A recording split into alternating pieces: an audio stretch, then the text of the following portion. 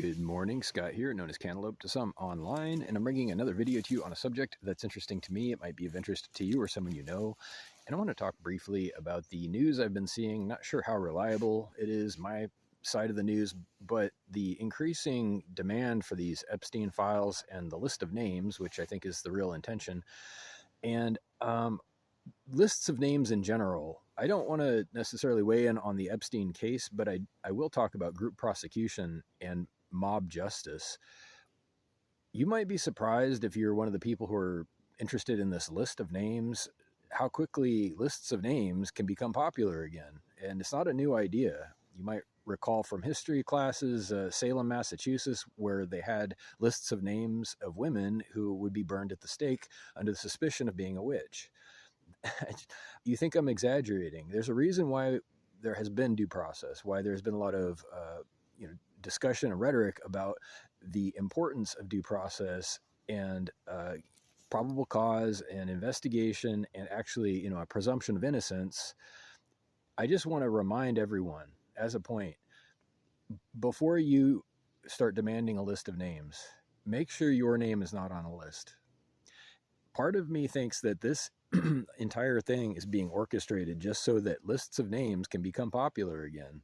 What if, I'm just saying, what if there is a great deal of influence happening to get people interested in this list, such as fake news and, people dropping things here and there to make people upset and to demand this list and to try to jump on a bandwagon or try to get people to jump on a bandwagon, just so that lists of names can become popular again. All it takes is that precedent. Once it becomes, official and precedented,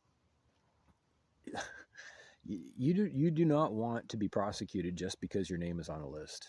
That's my point. My point is that to demand that people be hunted down just because their name appears on a list in connection with something, that is a stupid ass move. Okay, because your name is probably already on a list. I would not be surprised. We're all in some database, believe it or not.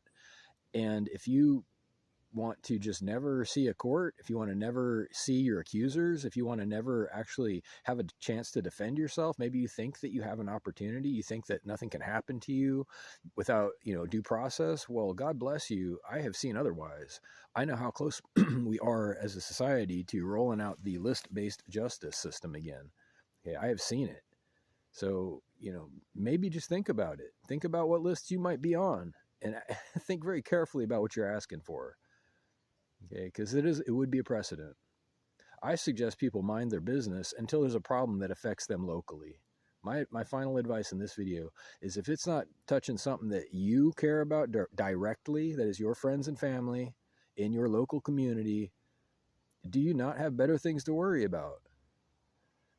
Consider that people might be getting you to get behind an initiative as a false flag. Okay, false flags are a thing. They might be trying to get a lot of people to demand a list just so that lists become the thing. Have you thought about it? Come on now. It's always the one you least suspect.